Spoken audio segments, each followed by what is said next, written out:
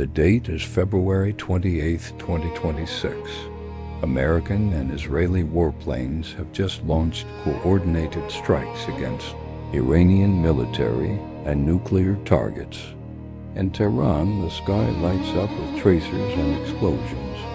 But one target, unacknowledged in official statements, would prove more consequential than any nuclear facility.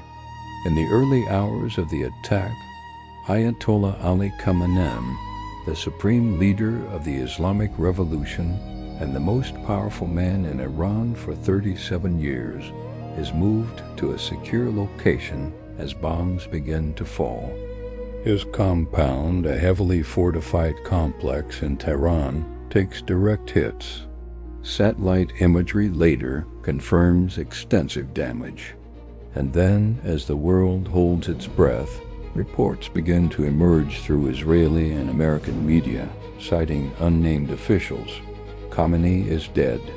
Within hours, President Donald Trump announces on Truth Social that Khamenei, one of the most evil people in history, is dead.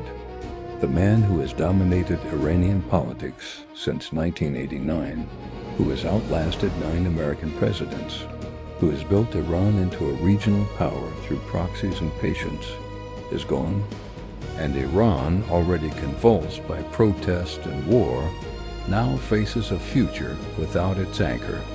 Even as Iranian officials scramble to respond, the streets of Tehran begin to tell a different story. In the Karaj suburbs, residents pour out of their apartments, dancing and cheering. In Tehran's Ekbatan district, people lean from windows, celebrating openly. In Fars province, protesters tear down signs bearing Khomeini's image. The lion and sun flag, the symbol of the pre-revolutionary monarchy, appears in crowds.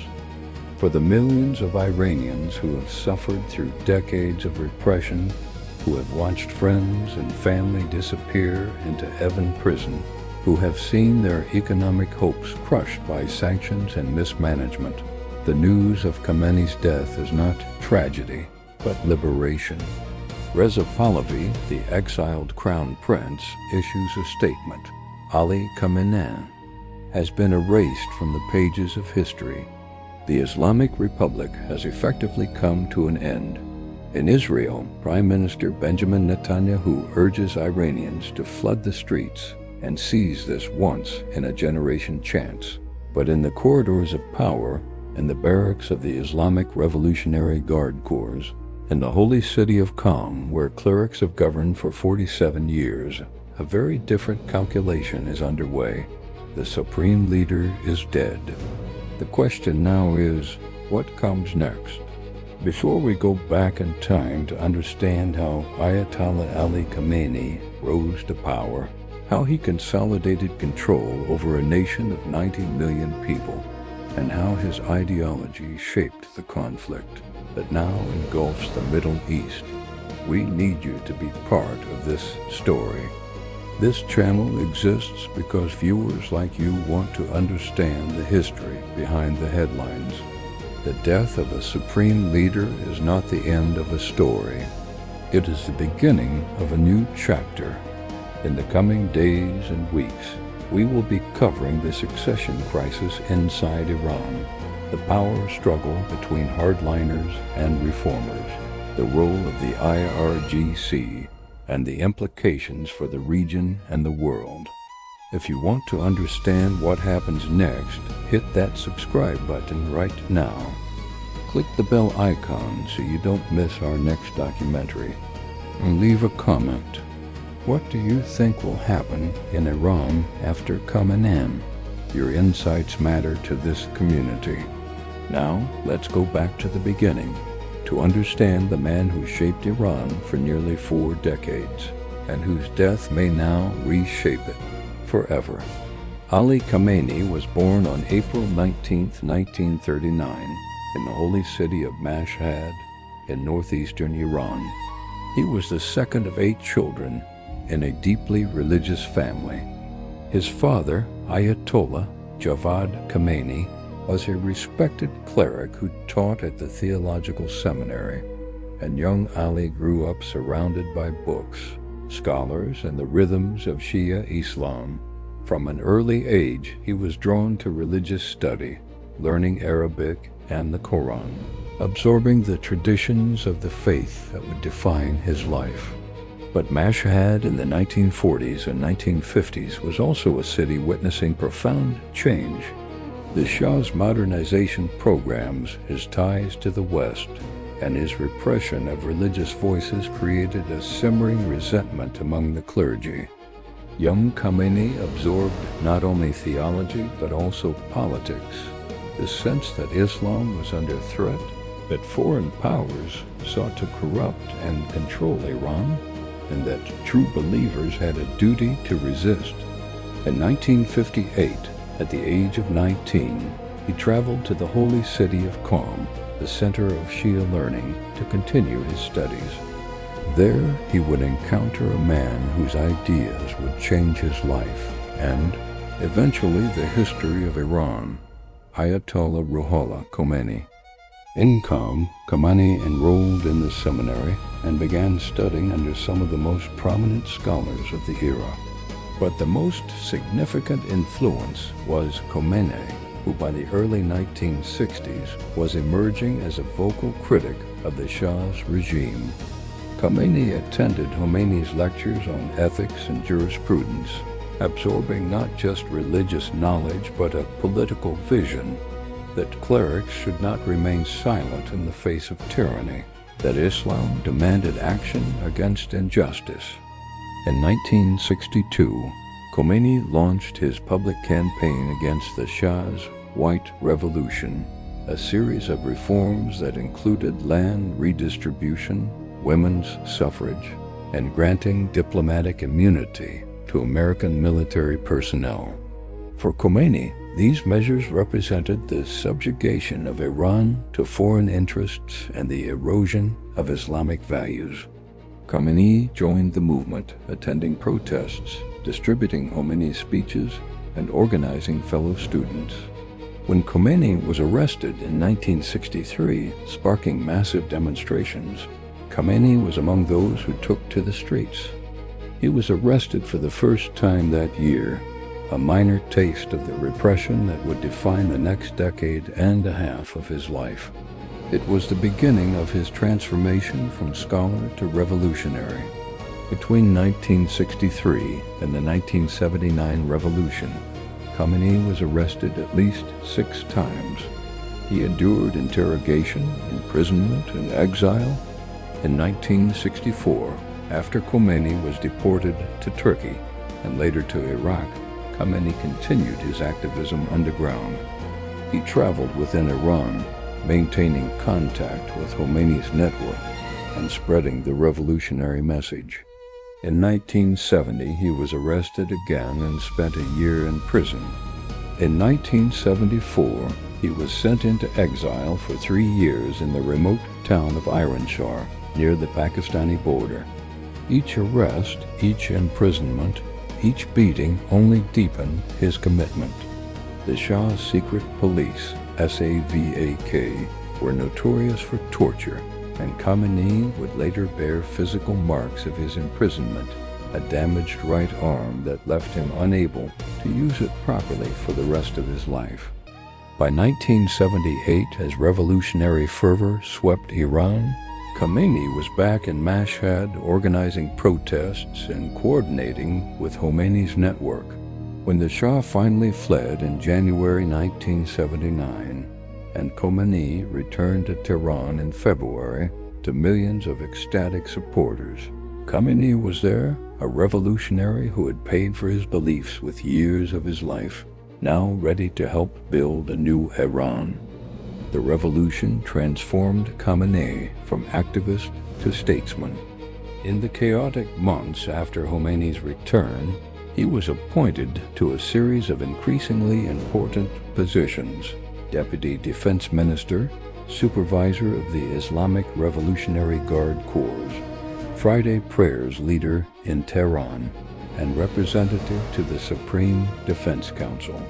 When Iraqi dictator Saddam Hussein invaded Iran in September 1980, Khamenei was at the front lines, coordinating military operations and rallying troops. He narrowly escaped assassination in June 1981 when a bomb hidden in a tape recorder exploded during a press conference, permanently damaging his right arm and voice.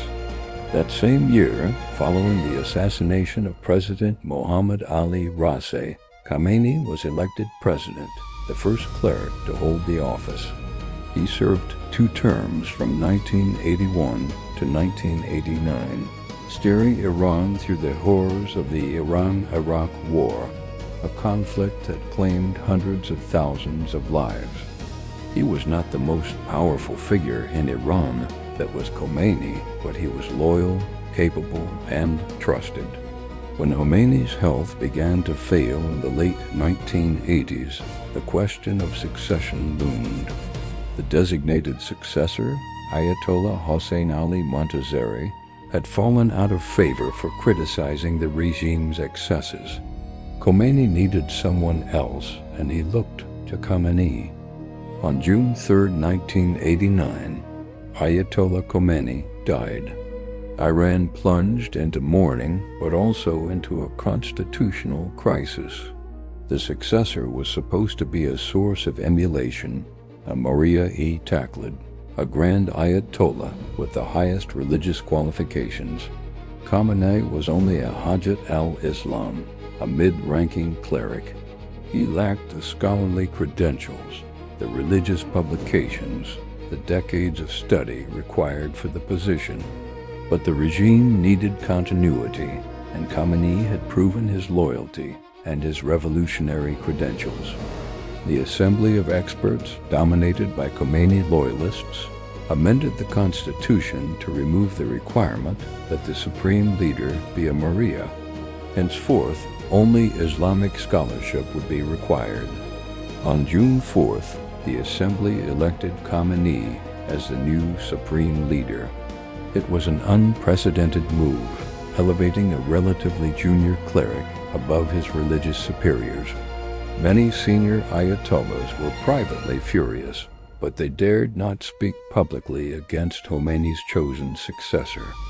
Khamenei became the second supreme leader of the Islamic Republic of Iran, a position he would hold for nearly 37 years. He was 50 years old. He would outlast 9 American presidents, survive countless crises, and transform the office into something far more powerful than even Khomeini had envisioned. The supreme leader of Iran is not a ceremonial figurehead. Under the Constitution, which was revised in 1989 to strengthen Khomeini's position, he holds ultimate authority over every branch of government.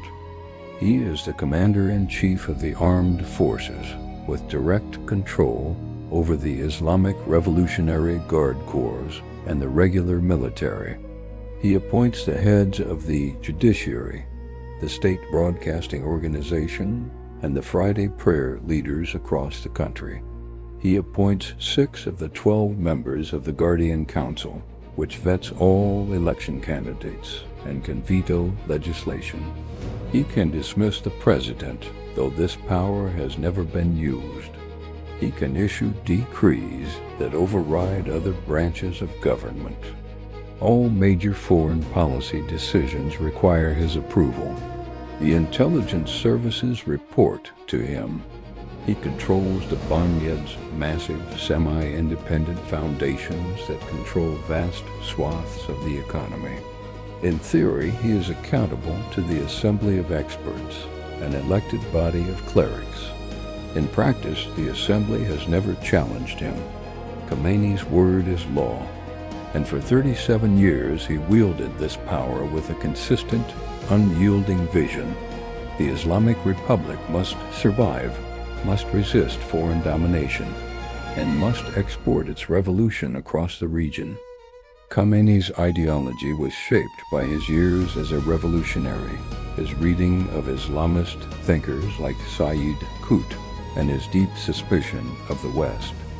He viewed Western civilization as fundamentally materialistic and corrupt. "A combination of beautiful and ugly things," he said in 1999, "but one from which a sensible nation will take the good and add it to their own culture." In practice, he took very little. His worldview was defined by resistance. Resistance to American hegemony, resistance to Israeli occupation, resistance to the penetration of Western culture into Islamic societies. He consistently referred to the United States as the Great Satan and Israel as the Little Satan, and he made no secret of his hope that both would eventually cease to exist.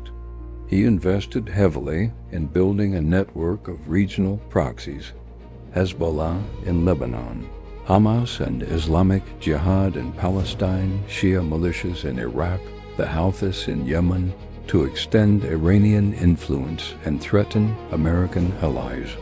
He promoted the doctrine of resistance economy, arguing that Iran must become self-sufficient to withstand sanctions. He saw the nuclear program not just as a source of energy, but as a marker of national pride and sovereignty, a symbol that Iran would not bow to foreign pressure. For all his regional ambitions, Khamenei's most consistent focus was on domestic control. He understood from the moment he assumed the supreme leadership that the greatest threat to the Islamic Republic came not from foreign enemies, but from internal dissent. The 1990s saw sporadic protests against economic hardship and political repression, but it was the 2009 Green Movement that truly tested his grip on power. When millions took to the streets to protest the disputed re-election of President Mashhad Ahmadinejad, chanting, "Where is my vote?" and eventually, "Death to the dictator," Khamenei faced the largest challenge to the regime's legitimacy since the revolution. He responded with a mixture of condemnation and force. He declared the protests a foreign plot, endorsed Ahmadinejad's victory, and ordered the security forces to crush the demonstrations. Hundreds were killed, thousands arrested, and the movement eventually subsided. But the anger did not disappear. It resurfaced in 2017 and 2019, when economic protests escalated into anti-regime chants. It exploded again in 2022 after the death of Mahsa Amini in morality police custody, sparking the Woman, Life, Freedom uprising, the most serious threat to the regime in decades. Each time, Khamenei's response was the same: deny, repress, survive. By December 2025, Iran was a powder keg. The rial had collapsed to 1.42 million against the dollar. Inflation was destroying middle-class savings. Unemployment, particularly among the young, was catastrophic. The protests that erupted that month were not the first, but they were different, angrier, more widespread, and more explicitly aimed at the supreme leader himself.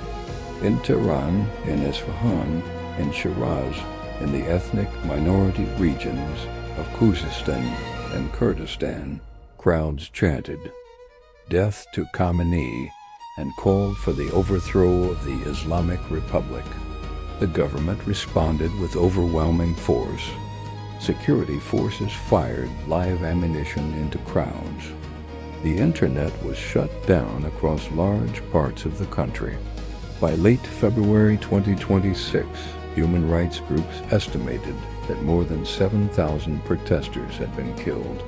The government acknowledged more than 3,000 deaths, but blamed terrorist acts orchestrated by the United States and Israel. Khamenei's directive to his security chiefs was unambiguous: rioters must be put in their place. He had survived for 37 years by being ruthless when necessary. He would not change now. But the protests weakened him, exposed the fragility of the regime, and signaled to the world that Iran was more vulnerable than it appeared. Throughout his reign, Khamenei maintained a complex relationship with Iran's nuclear program. He had authorized its development in the 1980s and 1990s, seeing it as essential for national pride and strategic deterrence. But he had also, in 2003, issued a fatwa declaring that nuclear weapons were un-Islamic, a statement that provided diplomatic cover while the program continued. He allowed his negotiators to reach the 2015 JCPO, a nuclear deal, but he never trusted the Americans who signed it.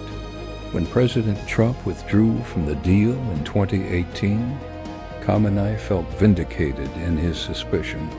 He ordered the gradual resumption of enrichment, pushing the program to 20%, then to 60% purity, just a short technical step from weapons grade. By early 2026, Iran had accumulated a stockpile of enriched uranium that, if further enriched, could produce multiple nuclear weapons. But Khamenei's position remained consistent. Iran had the right to peaceful enrichment, and that right was non-negotiable. As for the missiles that could deliver such weapons, he insisted they were purely defensive. The Islamic Republic's missile program does not concern the United States, he said repeatedly. It was a position that made diplomacy nearly impossible. On February 16, 2026, as indirect nuclear talks resumed in Geneva, Khamenei delivered an address to a crowd of supporters in Tehran. The timing was deliberate, a reminder that while diplomats talked, the supreme leader still held ultimate authority. His message was defiant. The U.S. president says they have the strongest military, he declared. But the strongest military may be struck so hard it cannot get up again. He warned of weapons that could send American warships to the bottom of the sea. And he concluded with a challenge. For 47 years, America has not succeeded in destroying the Islamic Republic. I tell you, you will not succeed either. The speech electrified his supporters and signaled to the American negotiators that Khamenei would not bend. Behind the scenes, Omani mediators shuttled between the Iranian and American delegations, but the gaps remained vast. Washington demanded that Iran permanently halt all enrichment and surrender its stockpile of enriched uranium, effectively dismantling the program. Tehran insisted on its right to enrich and demanded verifiable sanctions relief before any significant concessions. By February 26th, the talks had collapsed. Khamenei had gotten what he wanted, a demonstration that Iran would not capitulate. But he had also closed the door to any diplomatic resolution. 2 days later, the bombs fell. On the night of February 28th, American and Israeli warplanes launched coordinated strikes against Iranian nuclear facilities, military bases, and leadership targets. Among the targets was Khamenei's heavily fortified compound in Tehran. Satellite imagery later showed extensive damage to the complex. In the chaotic hours that followed, conflicting reports emerged. Iranian officials initially denied that Khamenei had been harmed, with the foreign minister stating that leaders were safe and sound as far as I know. But within hours, Israeli and American media, citing unnamed intelligence officials, reported that Khamenei was dead. President Trump announced on Truth Social, Khamenei, one of the most evil people in history, is dead. This is justice for the people of Iran, but for all great Americans. Prime Minister Netanyahu said, all indications show this tyrant is no longer with us. By March 1st, multiple sources confirmed that Khamenei's body had been found. The man who had ruled Iran for 37 years, who had outlasted every challenge, who had built a regional empire through patience and ruthlessness, was gone. The Islamic Republic had lost its anchor. As news of Khamenei's death spread, Iran's streets exploded, not in mourning, but in celebration. In Tehran's working-class districts, in the northern cities of the Caspian coast, in the ethnic regions that had always chafed under Persian domination, people poured out of their homes.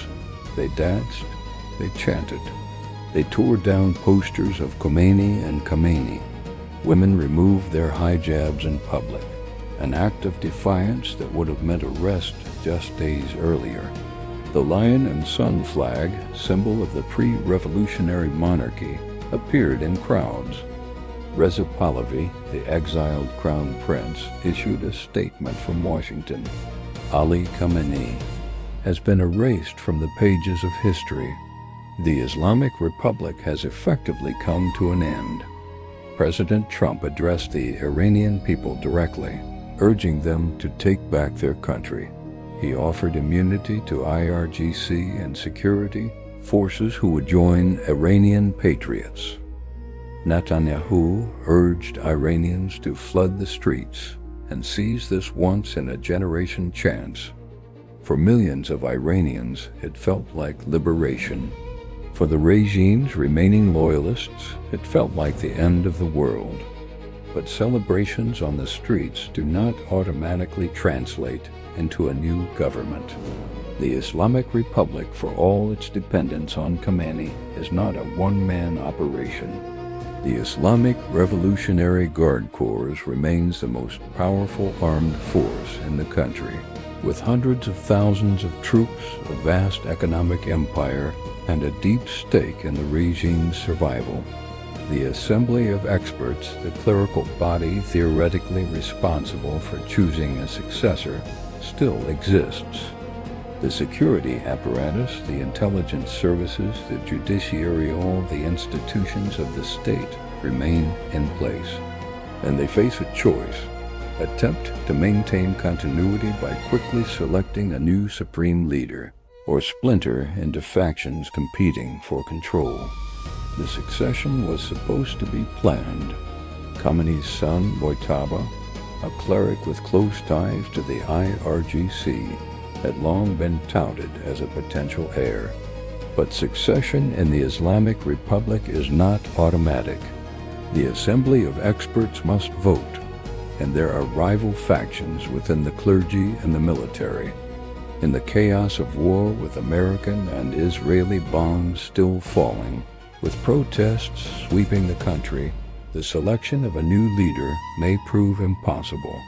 The death of Khamenei does not automatically mean the fall of the Islamic Republic, but it opens possibilities that were unthinkable just days ago. The IRGC could attempt to seize power more directly, perhaps installing a military council to govern until the emergency passes. Hardline clerics could rush through the selection of a new supreme leader, hoping to present a united front. Reformists, long marginalized, could see an opportunity to push for fundamental change. The ethnic regions, Azerbaijani, Kurdish, Baloch, Arab, could see Khamenei's death as their moment to demand autonomy or independence. And all of this unfolds while American and Israeli forces remain engaged in military operations, while the economy lies in ruins, while millions of Iranians are in the streets demanding not just a new leader, but an entirely new system. Experts are divided on what comes next. Some predict a bloody power struggle that could tear the country apart. Others suggest that the regime's institutions are resilient enough to manage a transition. Still others see the protests as evidence that the Islamic Republic has lost all legitimacy and cannot survive its founder's successor. What is certain is that Iran, already convulsed by war and protest, now faces its most dangerous moments since the 1979 revolution. The death of Ayatollah Ali Khamenei is not the end of the Iran-US conflict. It is the beginning of a new and unpredictable chapter. The man who embodied the Islamic Republic's resistance to America for 37 years is gone, but the institutions he built, the proxies he armed, and the ideology he championed remain. The IRGC still controls missiles that can reach American bases. Hezbollah still threatens Israel's northern border. The Houthis still disrupts shipping in the Red Sea, and millions of Iranians, finally seeing a chance for change, are demanding a future that the Islamic Republic was never designed to provide. The coming weeks and months will determine whether Iran fragments into chaos, transitions to a new authoritarian order, or seizes an opportunity for genuine transformation. For the United States, for the region, and for the Iranian people themselves, the stakes could not be higher. This story is far from over, and we will be here documenting every twist, every turn, every moment of history as it unfolds. The death of a dictator does not guarantee the birth of democracy. The fall of a regime does not ensure peace. In the coming days and weeks, we will be producing a series of documentaries exploring every aspect of this crisis. We will cover the succession struggle inside Iran, the role of the IRGC, the protests and their leaders, the regional implications, and the American policy options. We will speak with experts, analyze primary sources, and help you understand not just what is happening, but why it matters. If you want to stay informed, if you want to understand the history that is being made right now, hit that subscribe button, click the bell icon so you never miss an upload, and leave a comment. What do you think will happen in Iran? Will the Islamic Republic survive? Will there be civil war? Will the protesters succeed? Your voice matters in this conversation. Thank you for watching, thank you for seeking to understand, and thank you for being part of this community. We will see you in the next video.